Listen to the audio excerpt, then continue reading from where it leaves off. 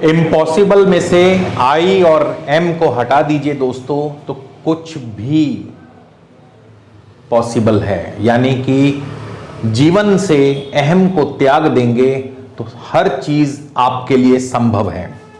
जय श्री राम, जय हिंद, जय भारत। दोस्तों स्वागत है आप सबका एक बार फिर से आपके अपने चैनल स्काई स्पीक्स पर। तो आज हम बात करने वाले हैं मीन राशि, मीन लगन दोनों के लिए दिसंबर का महीना कैसा रहेगा। अगर इस महीने मैं ये कहूं कि खुशियों की शहनाई बजने वाली है तो इसमें कोई भी बात गलत नहीं होगी। तो आज का वीडियो बहुत खास है मीन राशि, मीन लगन वालों के लिए। वीडियो को शुरू से लेके अंत तक जरूर देखिएगा। अगर आप हमारे चैनल पर नए हैं तो कृपया चैनल को सब्सक्राइब कर लीजिए, बेल आइकन वाला बटन जरूर दबाएं ताकि कोई भी हमारा नया वीडियो मिस ना हो। पर्सनल कंसल्टेशन के लिए दोस्तों स्क्रीन पर नंबर दिया गया है, इस नंबर पर आप हमें व्हाट्सएप के माध्यम से संपर्क कर सकते हैं। आप हमें अपना जन्म विवरण यानी कि आपका नाम, जन्म तिथि, जन्म समय, जन्म स्थान, आपका प्रश्न, आपकी समस्या व्हाट्सएप के माध्यम से हमें लिख भेजें। आपको घर बैठे ही फोन कॉल या वीडियो कॉल के माध्यम से पूरा मार्गदर्शन मिलेगा। समस्या के उपाय एवं समाधान भी बताए जाएंगे मगर शुल्क लागू रहेंगे। तो आगे बढ़ते हैं। आपके सामने जो बोर्ड पर आप कुंडली देख रहे हैं ये मीन राशि, मीन लगन की कुंडली है, मासिक प्रवेश कुंडली। तो इस महीने के शुरुआत में राहु आपके प्रथम भाव मीन राशि में ही गोचर कर रहे हैं। बृहस्पति द्वितीय भाव में है, मेष राशि में वक्री हैं। चंद्रमा आपके चौथे भाव में होंगे, मिथुन राशि में। केतु सप्तम भाव कन्या राशि, शुक्र अष्टम भाव तुला राशि में है। सूर्य मंगल आपके नवम भाव में है, भाग्य भाव में। अब सूर्य 16 दिसंबर को, शुक्र 25 दिसंबर को और मंगल 27 दिसंबर को राशि परिवर्तन करके एक राशि आगे बढ़ जाएंगे। बुध आपके दशम भाव धनु राशि में, शनि आपके 12वें स्थान में है कुंभ राशि में। और मीन राशि वालों पर शनि की साढ़े सती जो है अपने प्रथम चरण पर भी है। तो शनि की साढ़े सती जो है ज्यादातर मानसिक चिंता या तनाव या स्वास्थ्य की परेशानी देती है, लेकिन इन सब के बावजूद भी ये महीना आपके लिए खुशियों वाला रहने वाला है। और उसकी मुख्य वजह क्या रहेगी, सबसे पहले एक एक करके सभी पॉइंट्स पर चर्चा करेंगे। तो सबसे पहले सेहत और स्वास्थ्य की बात करें। राहु प्रथम भाव में है और 12वें स्थान में शनि है। वीडियो का जो फर्स्ट पार्ट है ये आपकी चंद्र राशि पर आधारित होगा, वीडियो का सेकंड पार्ट आपकी लगन राशि पर आधारित होगा। और जहां राशि शब्द का इस्तेमाल करूं तो चंद्र राशि से देखिए, जहां लगन शब्द का इस्तेमाल करूं अपने जन्म लगन से देखिए। तो अभी हम राशि की चर्चा कर रहे हैं, यानी मीन राशि चंद्र राशि की बात कर रहे हैं। तो राहु आपके प्रथम भाव में है और शनि आपके 12वें स्थान में है। मीन राशि वालों पर शनि की साढ़े सती भी चल रही है। शुक्र भी अष्टम स्थान में, हालांकि शुक्र अपनी राशि में है, लेकिन इन सब के बावजूद सेहत और स्वास्थ्य, राहु से मानसिक चिंता, मानसिक परेशानी, शनि भी स्वास्थ्य की हानि करते हैं, मानसिक चिंता देते हैं। और वहीं शुक्र आपको कहीं ना कहीं पेट संबंधी समस्या, इसके अलावा स्किन आदि की प्रॉब्लम, राहु से पैरों में या घुटनों में प्रॉब्लम आ सकती है। तो इन चीजों का आपको ध्यान रखना होगा। लेकिन कारोबारी स्थिति आपकी बहुत बढ़िया रहेगी क्योंकि दशम भाव के स्वामी बृहस्पति धन भाव में है और बृहस्पति की नवम दृष्टि धन आपके दशम भाव पर पड़ रही है। तो ऐसे में कारोबार आपका ठीक ठाक चलता रहेगा। कारोबार से आमदनी भी अच्छी होगी, लेकिन आमदनी के स्वामी शनि जो हैं वो चले गए हैं 12वें स्थान में, यानी पैसा आएगा लेकिन साथ के साथ ही पैसा आगे निवेश होता चला जाएगा। पैसा रुकेगा नहीं, टिकेगा नहीं। एजुकेशन की बात करें तो पंचम भाव पर किसी भी क्रूर या पाप ग्रह की दृष्टि नहीं है। पंचम भाव के स्वामी चंद्रमा है। तो ऐसे में संतान की तरफ से एजुकेशन में भी सफलता, शिक्षा में सफलता, संतान की तरफ से भी शुभ समाचार आपको मिलते रहेंगे और लव लाइफ भी आपकी ठीक ठाक रहेगी। वहीं जो दाम्पत्य जीवन है, केतु आपके सप्तम भाव में है, बुध की राशि में है और बुध आपके दशम भाव में गुरु से दृष्ट है। बुध का दशम भाव में होना, गुरु से दृष्ट होना, यह संकेत करता है कि घर में कोई ना कोई मांगलिक कार्य अवश्य संपन्न होगा। ये कुछ भी हो सकता है, ये विवाह संबंधी मांगलिक कार्य हो सकता है या वैसे ही कोई धार्मिक आयोजन हो सकता है। तो बुध के दशम भाव में गुरु की दृष्टि में रहने से घर परिवार में खुशियों का माहौल अवश्य बनेगा। भाग्य आपका पूरा साथ देगा। मंगल आपके नवम भाव में रहेंगे। पूरा महीना जो है 27 तारीख तक मंगल नवम भाव में रहेंगे। भाग्य पूरा साथ देगा। पिता की तरफ से फुल सपोर्ट रहेगा। वहीं 16 दिसंबर से सूर्य और बुध का बुध आदित्य योग कारोबार में अच्छी सफलता, नौकरी में अच्छी सफलता को दर्शाता है। तो ये तो थी मीन राशि वालों के लिए हमने चर्चा की। अब हम बात करेंगे मीन लगन वालों की कि मीन लगन वालों के लिए कैसा फल रहेगा। देखिए, राशि से शनि की 6.5 अवश्य चल रही है, लेकिन लगन से कभी भी 6.5 का विचार नहीं किया जाता। 6.5 का कॉन्सेप्ट केवल और केवल चंद्र राशि से देखा जाता है, लगन से बिल्कुल नहीं देखा जाता। तो ये चीज हमेशा ध्यान में रखें। तो सबसे पहले हम लगन की अगर बात करेंगे तो लग्नेश गुरु से ही शुरुआत करेंगे। और लग्नेश गुरु जो है आपके धन भाव में है। लगन और दशम भाव के स्वामी गुरु का धन भाव में जाना कारोबारी स्थिति को मजबूत करता है, आर्थिक पक्ष को मजबूत करता है। और इसके अलावा बृहस्पति जो है पूरा ही महीना केतु के नक्षत्र में रहेंगे। केतु आपके बैठे हुए हैं सप्तम भाव में, यानी कि कोई ना कोई ज्वाइंट वेंचर हो सकता है। सप्तम भाव में केतु घर में कोई ना कोई मांगलिक कार्य संपन्न करा सकते हैं। ये कार्य विवाहिक कार्य हो सकते हैं, धार्मिक आयोजन। मैंने इसीलिए इस वीडियो के शुरुआत में कह दिया था कि खुशियों की शहनाई बजेगी। ये खुशियां पारिवारिक समागम से हो सकती हैं। परिवार में कोई ना कोई धार्मिक समागम हो सकता है, परिवार में कोई ना कोई मांगलिक कार्य हो सकते हैं। तो उसकी वजह से ही मैंने ये कहा था कि इस बार दिसंबर के महीने में, और वैसे भी दोस्तों दिसंबर और जनवरी का महीना ज्यादातर जो है विवाह आदि कार्यों के लिए बहुत फेमस है। अधिकतर लोग इन्हीं महीनों में विवाह करना पसंद करते हैं। तो इस वजह से भी मैंने कहा था कि खुशियों की शहनाई तो जरूर बजेगी। अगर आपके घर में नहीं तो आपके ही परिवार में, आपके रिश्तेदारी में या जरूर किसी न किसी के जो है विवाह आदि कार्य संपन्न होंगे जिसमें आप भी शरीक होंगे। तो इस वजह से भी खुशियों की शहनाई बजेगी। इसके बाद बृहस्पति के बाद हम सीधा बात करेंगे राहु की, कि जिनको भी राहु की दशा अंतरदशा चल रही है, मीन लगन वालों को राहु आपको कैसा फल देंगे। राहु आपके प्रथम भाव में। देखिए, राहु प्रथम भाव में हो थोड़ा सा स्वास्थ्य नासाज रहता है, दिमागी परेशानी देते हैं। लेकिन राहु किसकी राशि में? गुरु की राशि में है। गुरु लगन और दशम के स्वामी हैं। तो ऐसे में कारोबार अच्छा चलता है, नौकरी में अच्छी तरक्की मिलती है, कारोबार में अच्छी तरक्की मिलती है। और इसके अलावा राहु जो है रेवती नक्षत्र में है, बुध के नक्षत्र में। बुध चौथे और सप्तम भाव के स्वामी हैं। तो राहु पूरी तरह से केंद्र का प्रभाव देंगे। लगन, दशम, चौथे और सप्तम भाव का प्रभाव राहु देंगे, क्योंकि गुरु की राशि और बुध के नक्षत्र में है। तो लगन से क्या देखते हैं? सेहत, स्वास्थ्य, मान सम्मान। सेहत थोड़ी सी नासाज, लेकिन मान सम्मान, पद प्रतिष्ठा जरूर बनेगी। दशम भाव कारोबार का है, नौकरी का है, उच्च पद का है, तो उच्च पद मिल सकता है। नौकरी कारोबार में अच्छी तरक्की, अच्छी सफलता।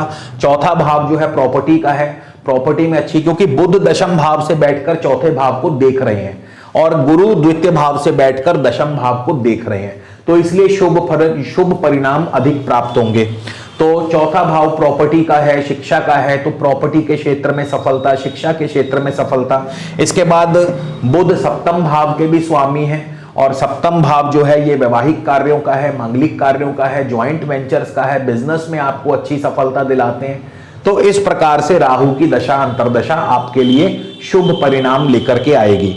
राहु के बाद पहले केतु की बात कर लेते हैं, फिर उसके बाद बाकी अन्य ग्रहों पर चलेंगे। तो केतु जो है बुध की ही राशि में है और चित्रा यानी मंगल के नक्षत्र में है। तो केतु की दशा अंतरदशा भी आपको बहुत शुभ परिणाम देने वाली है, क्योंकि केतु बुध की राशि चौथे और सप्तम भाव के स्वामी बुध हैं।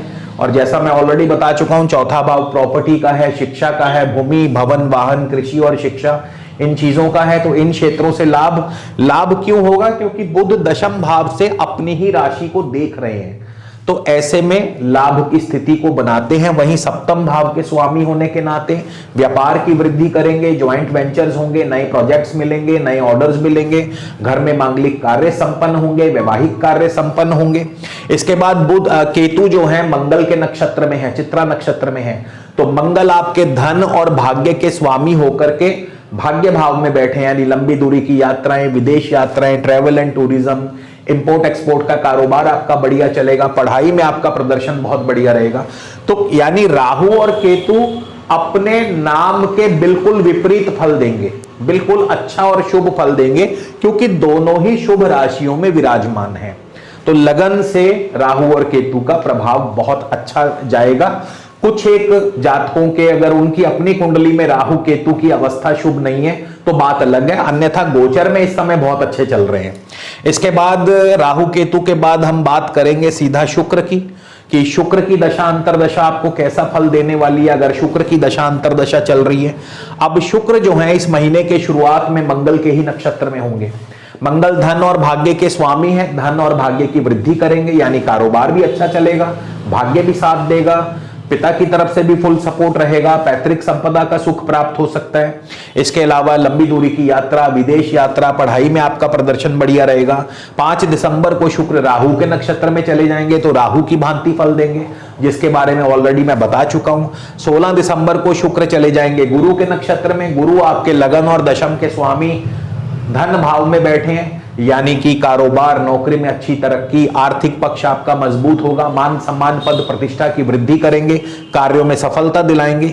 शुक्र 27 दिसंबर को चले जाएंगे शनि के नक्षत्र में, लाभेश शनि द्वादश भाव में बैठे हैं, यहां पर आपके खर्च बढ़ेंगे, निवेश बढ़ेगा, विदेश यात्रा भी हो सकती है, लेकिन ज्यादातर जो है खर्चों की अधिकता से परेशानी, स्वास्थ्य संबंधी दिक्कत, स्वास्थ्य संबंधी परेशानी, और किसी किसी जातक को कानूनी पचड़े भी उलझा सकते हैं, क्योंकि 12वें भाव में शनि कानूनी पेचीदगियां पैदा करते हैं। तो इस प्रकार से शुक्र आपको फल देने वाले हैं। इसके बाद सूर्य की बात कर लें, सूर्य आपको कैसा फल देंगे। तो सूर्य जो है इस महीने आपके छठे भाव के स्वामी होकर नवम भाव में बैठे हैं, और सूर्य जो है बुध के नक्षत्र में होंगे। अब बुध चौथे और सप्तम भाव के स्वामी हैं, तो चौथा भाव जो है भूमि, भवन, वाहन, कृषि और शिक्षा, इन पांचों क्षेत्रों में सफलता। सप्तम भाव जो है दाम्पत्य का है, दाम्पत्य सुख की प्राप्ति, यानी वैवाहिक कार्य संपन्न होंगे, ज्वाइंट वेंचर्स होंगे, व्यापार अच्छा चलेगा। सूर्य 16 दिसंबर को केतु के नक्षत्र में, केतु भी ऑलरेडी सप्तम भाव बुध की राशि में, तो बिल्कुल केतु का फल देंगे, जो ऑलरेडी हम चर्चा कर चुके हैं। 29 दिसंबर को सूर्य शुक्र के नक्षत्र में जाएंगे। अब शुक्र तृतीय और अष्टम भाव के स्वामी हैं। तृतीय और अष्टम भाव दोस्तों अच्छा नहीं माना जाता जब दोनों इकट्ठे जुड़ जाएं, क्योंकि अष्टम भाव मृत्यु भाव है और तृतीय भाव क्योंकि 8वें से 8वां है। भावात भावम के सिद्धांत के अनुसार तृतीय भाव अष्टम से भी बुरा हो जाता है जब दोनों जुड़ जाएं। तो ऐसा तब होता है जब कोई ग्रह इन दोनों का स्वामी बन जाए। तो शुक्र जो है तृतीय और अष्टम के स्वामी है, तो जैसे ही सूर्य 29 दिसंबर को शुक्र के नक्षत्र में जाएंगे, आपके लिए दिक्कतें बढ़ेंगी, कारोबार में मुश्किलें बढ़ेंगी, धन हानि, स्वास्थ्य हानि, चोट, दुर्घटना, कानूनी पेचीदगियां आपके लिए बढ़ सकती हैं। इसके बाद मंगल की दशा अंतरदशा आपको कैसा फल देगी। धन और भाग्य के स्वामी भाग्य भाव में बैठे हैं, निसंदेह भाग्य की वृद्धि करेंगे, धन की वृद्धि करेंगे, मंगल अपनी राशि में है। मंगल जो है लेकिन इस महीने के शुरुआत में शनि के नक्षत्र में होंगे।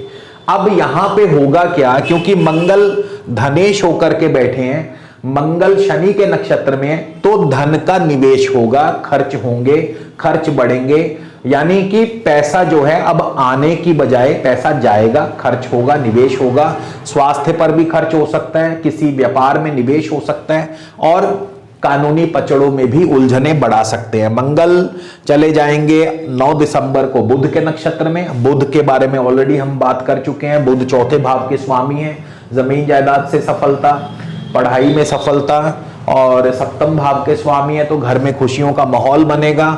इसके बाद मंगल 27 दिसंबर को केतु के नक्षत्र में जाएंगे। केतु भी सप्तम भाव में है, हालांकि मंगल केतु शत्रु हैं, थोड़ा सा दाम्पत्य जीवन के लिए दिक्कत कर सकते हैं, लेकिन उन सब के बावजूद केतु फिर भी अपना शुभ फल अवश्य देंगे। इसी तरह बुध की अपनी बात करें कि बुध आपको कैसा फल देंगे, तो बुध जो है आपके इस महीने के आरंभ में केतु के नक्षत्र में होंगे। तो ऑलरेडी केतु के बारे में चर्चा हम कर ही चुके हैं। बुध 9 दिसंबर को शुक्र के नक्षत्र में जाएंगे।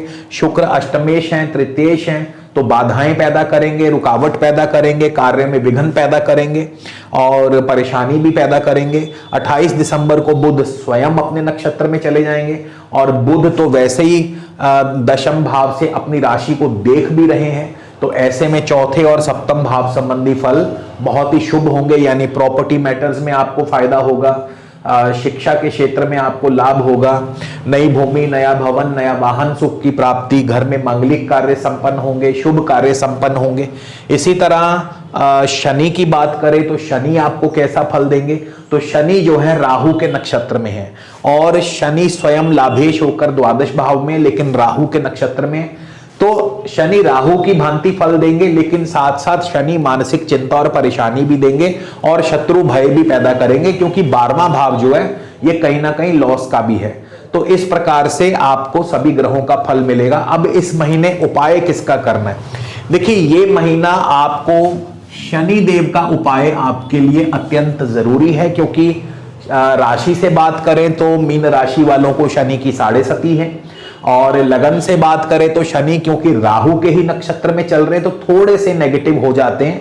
12वां घर खर्चों का, धन हानि, स्वास्थ्य हानि, ऐसी चीजें आपको शनि देव देने वाले हैं, तो इनसे थोड़ा बचना होगा। और सबसे उत्तम उपाय है, शनि देव को प्रसन्न करना है तो प्रत्येक शनिवार जाएं, शनि मंदिर माथा टेकें, शनि देव की प्रिय वस्तुएं लोहा, तिल, तेल, काले उड़द, ये सारी चीजें जो है शनि देव के मंदिर में अर्पित करें। अब शुभ फल किसके लेने हैं, शुभ किसको करना है, तो आपके इस बार एक तो बृहस्पति बहुत अच्छी पोजीशन में है, बृहस्पति लगन और दशम के स्वामी है, धन स्थान में है, बहुत बढ़िया पोजीशन है बृहस्पति की। मंगल की पोजीशन बहुत बढ़िया है, सूर्य की पोजीशन बहुत बढ़िया है, तो ये तीनों ही आपके जो है केंद्र और त्रिकोण के स्वामी बनते हैं। तो इनको जितना बलवान करेंगे उतना ही आपके शुभ फलों में बढ़ोतरी करेंगे। तो इनको बलवान कैसे करना है, बृहस्पति के लिए पुखराज और सूर्य के लिए माणिक, मंगल के लिए मूंगा धारण कर सकते हैं। तो जो पुरुष हैं अपने दाएं हाथ की इंडेक्स फिंगर में पुखराज पहना जाता है, माणिक और मूंगा जो है दाएं हाथ की अनामिका में पहना जाता है। पुरुष हो या स्त्री हो 6.25 रत्ती का पुखराज या माणिक या मूंगा धारण कर सकते हैं। महिलाएं जो हैं वो बाएं हाथ में पहनती हैं, महिलाओं के लिए पुखराज बाएं हाथ की इंडेक्स फिंगर में और माणिक और मूंगा बाएं हाथ की अनामिका में आप 6.25 रत्ती का धारण कर सकते हैं। और ये रत्न प्राप्त करने बहुत ही आसान है दोस्तों, आप ये रत्न हमारे कार्यालय से भी मंगवा सकते हैं, घर बैठे ही आपको कोरियर के द्वारा ये रत्न आपको मिल सकते हैं और 100% जेन्युइन और सर्टिफाइड रत्न हम प्रोवाइड करते हैं। तो इसके लिए भी आप हमें हमारे दिए गए नंबर पर संपर्क कर सकते हैं। तो इसी के साथ दोस्तों विदा लेता हूं, अगले वीडियो में फिर मिलेंगे। जय श्री राम, जय हिंद, जय भारत।